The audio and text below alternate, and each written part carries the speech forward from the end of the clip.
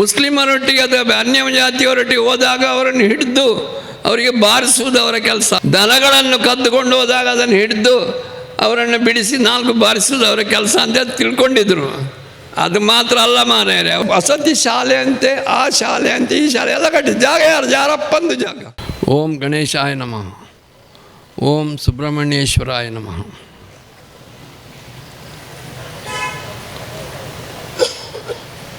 ಇಲ್ಲಿ ನೆರೆದಿರುವಂತಹ ಅಪಾರ ಸಂಖ್ಯೆಯ ಹಿಂದೂ ಬಂಧುಗಳೇ, ನಿಮಗೆಲ್ಲ ನಮನಗಳು.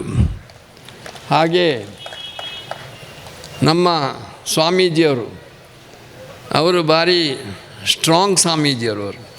ಅವರು ಈಗಲೇ ಆ್ಯಟಮ್ ಬಾಂಬ್ ಹಾರಿಸಿದ್ದಾರೆ, ದೊಡ್ಡ ಬಾಂಬೆ ಹಾರಿಸಿದ್ದಾರೆ. ಅದಕ್ಕಿಂತ ದೊಡ್ಡ ಬಾಂಬು ನಮ್ಮ ರವೀಶ್ ತಂತ್ರಿಗಳು ಹಾರಿಸಿದ್ದಾರೆ. ಸೊ 2 ಬಾಂಬ್ ಆದಮೇಲೆ ಇನ್ನು ನಾನು ಮಾತಾಡೋದು ಅಷ್ಟು ನನಗೆ ಖುಷಿ ಆಗಲಿಲ್ಲ. ಇರಲಿ, ಆದರೂ ನನಗೆ ಒಂದು ಆಶ್ಚರ್ಯ ಆಯಿತು. ಏನು ಅಂತ ಹೇಳಿದರೆ, ಸನ್ಮಾನ ನಾನು ಇವರಿಗೆ ಮೋಹನ್ ರಾಮರಿಗೆ ಮಾಡಲಿಕ್ಕೆ ಅಂತ ಹೊರಟಾಗ ನನ್ನ ಕುತ್ತಿಗೆ ಮೇಲೆ ಬಿತ್ತು. ಇದು ಯಾವ ವಿಚಿತ್ರ ಅಂತ ನಂಗೆ ಗೊತ್ತಾಗಲಿಲ್ಲ. ಭಾರಿ ಆಶ್ಚರ್ಯ ಇದೆ ಎಂತ ಅಂತೆ. ಮತ್ತೆ ನನಗೆ ಗೊತ್ತಾಯಿತು, ನಮ್ಮ ಹುಡುಗರು ಭಾರಿ ಕೆಲಸ ಮಾಡಿದ್ದಾರೆ. ನಾನೊಬ್ಬ ಸಾಂಕೇತಿಕ, ಭಾರತ ದೇಶಕ್ಕೆ ಇವನಿದ್ದಾಗೆ, ಪ್ರೆಸಿಡೆಂಟ್ ಇದ್ದಾಗೆ. ಸೊ ಹಾಗೆ ನನ್ನ ಕುತ್ತಿಗೆ ಹಾಕಿದ್ದಾರೆ. ಇದು ಎಲ್ಲ ನಮ್ಮ ಹುಡುಗರಿಗೆ, ಯುವಕರು ಭಯಂಕರ ಇದ್ದಾರೆ. ಇವರು ಯುವಕರು ಒಂದು ದಿನ ನೋಡ್ತೇನೆ, ಆ ದೇವಸ್ಥಾನ ಗದ್ದೆ ಫುಲ್ ಇದ್ದಾರೆ ಹುಡುಗರು. ಟಿಪ್ಪು ಸುಲ್ತಾನದ್ದು ಕೊಂಡೋಗ್ಬೇಕು ಅಂತ, ಟಿಪ್ಪು ಸುಲ್ತಾನದ್ದು ಕೊಂಡೋಗ್ಬೇಕಂತ ಯಾರೋ ಗಲಾಟೆ ಮಾಡಿದ್ರಂತೆ. ನಾನು ಹೋಗಿ ನೋಡ್ತೇನೆ, ಮಾಲಿಂಗೇಶ್ವರ ದೇವಸ್ಥಾನದ ಅಂಗಳದಲ್ಲಿ ನಿಂತು ನೋಡುವಾಗ ಆ ಬದಿಯಲ್ಲಿ ಇದು ಶಿವನ ಮೂರ್ತಿವರೆಗೆ ಇದ್ದಾರೆ. ಅಷ್ಟು ಜನ ಇದ್ದಾರೆ ಈ ಹುಡುಗರು. ನಾನು ಎಣಿಸಿದ್ದೆ, ಓಹೋ ಇದು ಭಯಂಕರ ಸ್ಟ್ರಾಂಗ್ ಉಂಟಿದು, ಸಾಧಾರಣದವರಲ್ಲ. ಮತ್ತು ನಾನು ಎಣಿಸಿದ್ದೆ, ಇವರೆಲ್ಲ ಬರೀ ಅಂದರೆ ಹೆಚ್ಚಿನ ಜನರ ತಲೆಯಲ್ಲಿ ಏನು ಅಂತ ಹೇಳಿದರೆ, ಜಾಗರಣ ವೇದಿಕೆ ಅಂತ ಹೇಳಿದರೆ ಹಿಂದೂ ಹುಡುಗಿಯರು ಮುಸ್ಲಿಮರೊಟ್ಟಿಗೆ ಅಥವಾ ಅನ್ಯ ಜಾತಿಯವರೊಟ್ಟಿಗೆ ಹೋದಾಗ ಅವರನ್ನು ಹಿಡಿದು ಅವರಿಗೆ ಬಾರಿಸುವುದು ಅವರ ಕೆಲಸ ಅಂತ. ಹಾಗೆ ಇನ್ನು ದನಗಳನ್ನು ಕದ್ದುಕೊಂಡು ಹೋದಾಗ ಅದನ್ನು ಹಿಡಿದು ಅವರನ್ನು ಬಿಡಿಸಿ 4 ಬಾರಿಸುವುದು ಅವರ ಕೆಲಸ ಅಂತ ತಿಳ್ಕೊಂಡಿದ್ರು. ಅದು ಮಾತ್ರ ಅಲ್ಲ ಮಾರ್ರೆ, ಅವರು ಭಾರಿ ಸ್ಟ್ರಾಂಗ್ ಇದ್ದಾರೆ. ನೋಡಿ, ಈ ಜಾಗವನ್ನು ನನಗೆ ಗೊತ್ತೇ ಇಲ್ಲ. ಇವರೆಷ್ಟು ಚಂದ ಮಾಡಿ ಅದನ್ನು ಒಂದು ಕ್ಲೀನಾಗಿ, ದೇವರೇ ನನಗೆ ನೋಡಲಿಕ್ಕೆ ಆಶ್ಚರ್ಯ ಆಯಿತು. ನಾನು ದಿನ ಇಲ್ಲಿಂದ ಹೋಗುವ, ಇದೀಗ ನನಗೆ ಡೌಟ್ ಆಯ್ತು. ನಾನು ಆಗ ಕಾರಿಂದ ಬಂದು ಇದು ನನ್ನ ಮನೆಯಲ್ಲ ಅಂತ ಬೇರೆ ಕಡೆಗೆ ಹೋದೆ. ಯಾಕಂತ ಹೇಳಿದರೆ ಅಷ್ಟು ಚೇಂಜ್ ಆಗಿದೆ. ಇಂಥ ಕೆಲಸ ಈ ಹುಡುಗರು ಮಾಡಿದ್ದಾರೆ.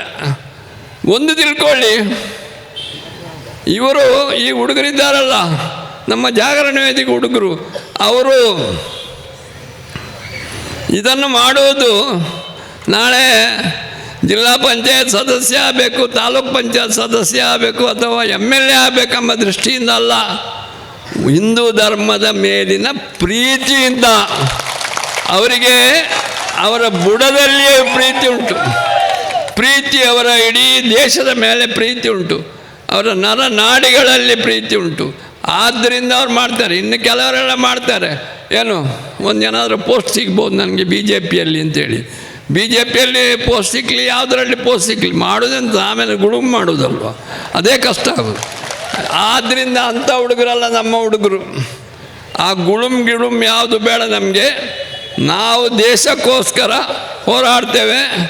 ನಮಗೆ ಕಮಿಷನು ಬೇಡ, ಯಾವುದು ಬೇಡ. ನಾವು ದೇಶಕ್ಕೋಸ್ಕರ ಹೋರಾಡ್ತೇವೆ ಅಂತ ಹೇಳುವ ಒಂದು ದೊಡ್ಡ ಸಂಘಟನೆ ಹಿಂದೂ ಜಾಗರಣ ವೇದಿಕೆ. ಭಾರಿ ಸ್ಟ್ರಾಂಗ್, ಎಲ್ಲ ಮೈಂಡ್ ಅವ್ರದ್ದು ಭಾರಿ ಸ್ಟ್ರಾಂಗ್. ಅನ್ಯಾಯದ ವಿರುದ್ಧ ಹೋರಾಡ್ತಾರೆ. ಎಲ್ಲಿವರೆಗೆ ಅಂತ ಹೇಳಿದರೆ ಅವರಿಗೆಲ್ಲರೂ ಎಗೇನ್ಸ್ಟೇ. ಪಕ್ಷದವರು ಎಗೇನ್ಸ್ಟ್ ಆಗ್ತಾರೆ, ಒಂದೊಂದು ಸರ್ತಿ ಪೊಲೀಸ್ನವರು ಎಗೇನ್ಸ್ಟ್ ಆಗ್ತಾರೆ, ಊರಿನವರು ಎಗೇನ್ಸ್ಟ್ ಆಗ್ತಾರೆ, ತಂದೆ ತಾಯಿಗಳು ಎಗೇನ್ಸ್ಟ್ ಆಗ್ತಾರೆ. ಆದರೂ ಬಿಡುವುದಿಲ್ಲ. ಜಾಗರಣ ವೇದಿಕೆಯವರು ಭಾರಿ ಒಂದು ದೃಢಚಿತ್ತದಿಂದ ನಮ್ಮ ಕೆಲಸವನ್ನು ಮಾಡಿಯೇ ಸಿದ್ಧ ಅಂತೇಳಿ ಇವತ್ತಿಷ್ಟು ಚಂದ ಮಾಡಿದ್ದಾರೆ. ನೀವು ಕೂಡ ಅದಕ್ಕೆ ಸರಿಯಾಗಿ ಸ್ಪಂದಿಸಿದ್ದೀರಿ, ಸಹಸ್ರ ಸಂಖ್ಯೆಯಲ್ಲಿ ಸೇರಿದ್ದೀರಿ. ನಾನು ಇಲ್ಲಿ ಒಂದು ವಿಚಾರವನ್ನು ಹೇಳಿ, ನಾನು ಹೆಚ್ಚು ಮಾತಾಡೋದಿಲ್ಲ, ಯಾಕಂತ ಹೇಳಿದರೆ 2 ಜನ ಮಾತಾಡಿದ್ದಾರೆ, ಭಯಂಕರ ಮಾತಾಡಿದ್ದಾರೆ. ಸೊ ಇನ್ನೊಂದು ವಿಷಯ ಹೇಳಬೇಕು ಅಂತಿದ್ದೇನೆ. ಅಲ್ಲ ಮಾರೆ, ನಮಗಿರುವುದು ಭಾರತ ದೇಶ ಒಂದು ಸ್ವಾಮಿಗಳೇ, ನಮಗೆ ಬೇರೆ ದೇಶ ಉಂಟಾ? ಇವರೆಲ್ಲ ನಮ್ಮನ್ನು ಓಡಿಸಿದ್ರೆ ನಾವು ಎಲ್ಲಿ ಓಡುವುದು? ಅದು ಕಷ್ಟ. ನಾವು ಓಡಲಿಕ್ಕೆ ಜಾಗ ಇಲ್ಲಲ್ಲ, ನಾವು ಹೋಗಿ ಸಮುದ್ರಕ್ಕೆ ಹಾರಬೇಕು. ಆದ ಕಾರಣ ಅಂಥ ಪರಿಸ್ಥಿತಿ ಬರಬಾರ್ದು, ನಾವು ಉಳಿಬೇಕು. ಇಲ್ಲಿ ಈಗ ನೋಡಿದರೆ ನೀವು ಸ್ವಲ್ಪ ಆಲೋಚನೆ ಮಾಡಿ ಸ್ವಾಮಿಗಳೇ, ನೀವು ಆ ಪುತ್ತೂರಿನ ಟೋಲ್ ಗೇಟ್ನಿಂದ ಶುರು ಮಾಡಿ ಒಳಗೆ ಬರುವಾಗ ನಿಮಗೆ ದೊಡ್ಡ ಫಿಲೋಮಿನಾ ಕಾಲೇಜಿನ ದೊಡ್ಡ ಜಾಗ ಉಂಟು, ಹೌದಾ ಅಲ್ವಾ? ಸರಿ.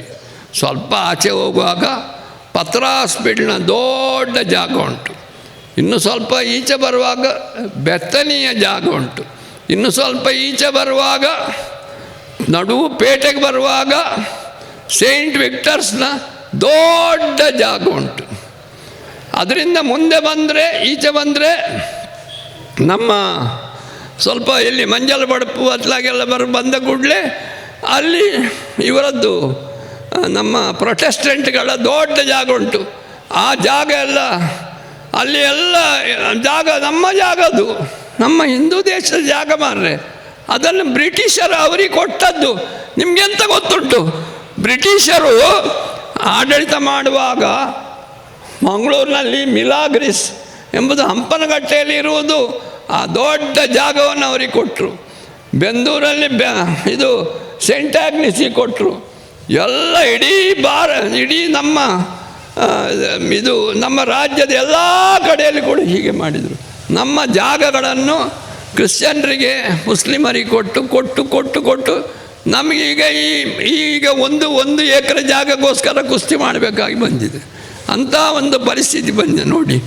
ನೀವು ಸ್ವಲ್ಪ ಆಲೋಚನೆ ಮಾಡಿ ನೋಡಿ. ಅಲ್ಲಿ ಮಂಜಲ್ ಬಡಪು ಉಂಟು, ಅಲ್ಲಿ ಮಂಜಲ್ ಬಡಪಲ್ಲಿ ದೊಡ್ಡ ಜಾಗ ಉಂಟು. ಓಹೋ, ಏನು ಅಲ್ಲಿ ಇದಂತೆ ವಸತಿ ಶಾಲೆ ಅಂತೆ, ಆ ಶಾಲೆ ಅಂತೆ, ಈ ಶಾಲೆ ಎಲ್ಲ ಕಟ್ಟಿ ಜಾಗ ಯಾರಪ್ಪಂದು ಜಾಗ, ನಮ್ಮದು ಮಾರ್ರೆ, ಅದು ನಮ್ಮದು. ಅದನ್ನು ಧರ್ಮಕ್ಕೆ ಕೊಟ್ಟಿದ್ದಾರೆ.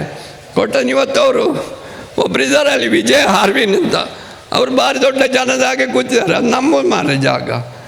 ನನಗೆ ಒಂದೊಂದು ಸರಿ ಕಾಣಿಸ್ತದೆ ಅದನ್ನು ಬಿಡಿಸಬೇಕು ಅಂತ ಕಾಣ್ತದೆ ಒಂದೊಂದು ಸರಿ. ಯಾಕಂತ ಹೇಳಿದರೆ ಇದು ನಮ್ಮ ಎಲ್ಲ ಜಾಗವನ್ನು ಒಳಗೆ ಹಾಕಿ ದೊಡ್ಡ ಜನರಾಗಿ ಮಾಡ್ತಾರೆ. ಮತ್ತು ಮಕ್ಕಳು ಅಲ್ಲಿ ಇದು ಮಕ್ಕಳು ಒಂದು ಸಣ್ಣ ನನ್ನ ಮಕ್ಕಳ ಹತ್ರ ಹೀಗೆ ಮಾತಾಡೋರು ಹೇಳಿದ್ರು, ಎಂತ ಮಾಡ್ತಾರೆ, ಎರಡು ಪುಸ್ತಕ ಕೊಡ್ತಾರೆ ನಮಗೆ. ಅಲ್ಲಿ ಏನು, ಒಂದು ಗೀತೆ, ಒಂದು ಬೈಬಲ್ ಕೊಟ್ಟು ಅದೇನು ಮಾಡ್ತಾರೆ, ನಿಮ್ಗೆ ಯಾವುದು ಬೇಕಾದರೂ ಓದಿಕೊಳ್ಳಿ ಅಂತ ಹೇಳ್ತಾರೆ. ನೀನು ಯಾವುದು ಓದಿದ್ದು? ನಾನು ಗೀತೆ ಓದಿದ್ದೆ. ಒಂದು ಸಾರಿ ಮಾತ್ರ ಮೇಲೆ ನಾನು ನೋಡಿದೆ ಅಂತ. ಇದೇ ಬುದ್ಧಿ. ಈ ಬುದ್ಧಿ ಎಲ್ಲಿಂದ ಬಂದಿದೆ? ದೇಶವನ್ನು ಉದ್ಧಾರ ಮಾಡೋದು ನಮ್ಮ ಹುಡುಗರು ಮಾತ್ರ. ದೇಶ ಅಂತೇಳಿ ದೇಶ ಪ್ರೇಮ ಇರೋದು ನಮ್ಮ ಹುಡುಗರಿಗೆ ಮಾತ್ರ. ದೇಶ ಮತ್ತು ಹಿಂದೂ ಧರ್ಮ ಮೇಲೆ ಬರಬೇಕು, ನಾವೆಲ್ಲ ಉಳಿಬೇಕು ಅಂತ ಹೇಳುವಂಥ ಒಂದು ದೃಢ ಚಿತ್ತದವರು ನಮ್ಮ ಹುಡುಗರು. ನಮ್ಮ ಹುಡುಗರಿಗೆ ಅದರ ಒಂದಾಗಿದೆ ಮಾತ್ರ. ಅವರಿಗೆಲ್ಲ ಮದುವೆ ಆಗೋದ ಹುಡುಗರು. ಮದುವೆ ಆದಮೇಲೆ ಏನಾಗ್ತದೆ ನಂಗೆ ಗೊತ್ತಿಲ್ಲ, ಭಾರಿ ಡೌಟ್ ನನಗೆ ಆಮೇಲೆ. ಬಟ್ ಈಗ ಭಾರಿ ಹೋರಾಡ್ತಾರೆ, ಏಕ್ದಮ್ ಹೋರಾಡ್ತಾರೆ. ದಿನೇಶ್ ತೊಂದರೆ ಇಲ್ಲ, ಅವರು ಇನ್ನು ಮದುವೆ ಆದರೂ ಕೂಡ ಹೋರಾಟದಲ್ಲಿ ಇದ್ದಾರೆ, ತೊಂದರೆ ಇಲ್ಲ. ಆದ್ದರಿಂದ ಆ ಮದುವೆ ಆದರೂ ಕೂಡ ನೀವು ಇದನ್ನು ಬಿಡಬಾರ್ದು, ಛಲ ಬಿಡಬಾರ್ದು, ಹೀಗೆ ಹೋರಾಡಬೇಕು. ಮತ್ತು ಇನ್ನು ಮುಂದೆ ಕೂಡ ನಮ್ಮ ಜಾಗನೆಲ್ಲ ಬಿಡಿಸಿಕೊಳ್ಬೇಕು. ಬಿಡಿಸಿ ನಮ್ಮ ದೇಶದಲ್ಲಿ ಹಿಂದೂ ರಾಜ್ಯ ಬೇಕು, ಹಿಂದೂ ರಾಷ್ಟ್ರ ಆಗಬೇಕು ಅಂತ ಹೇಳುವಂಥ ಮಾತನ್ನು ಹೇಳಿ, ನಮ್ಮ ಹಿಂದೂ ಧರ್ಮಕ್ಕೆ ಜಯವಾಗಲಿ, ಸುಬ್ರಹ್ಮಣ್ಯನ ಜಾಗಕ್ಕೆ ಜಯವಾಗಲಿ ಅಂತ ಹೇಳಿ ನನ್ನೆರಡು ಮಾತನ್ನು ಮುಗಿಸ್ತೇನೆ. ಜೈ ಹಿಂದ್. ನಿಖರ ಸುದ್ದಿ, ಸದಭಿರುಚಿಯ ಕಾರ್ಯಕ್ರಮ. ನೀವು ನೋಡ್ತಾ ಇದ್ದೀರಾ ಕಹಳೆ ನ್ಯೂಸ್, ಸಮಾಜದ ಜಾಗೃತಿಗಾಗಿ ವಸ್ತುನಿಷ್ಠ ವರದಿ.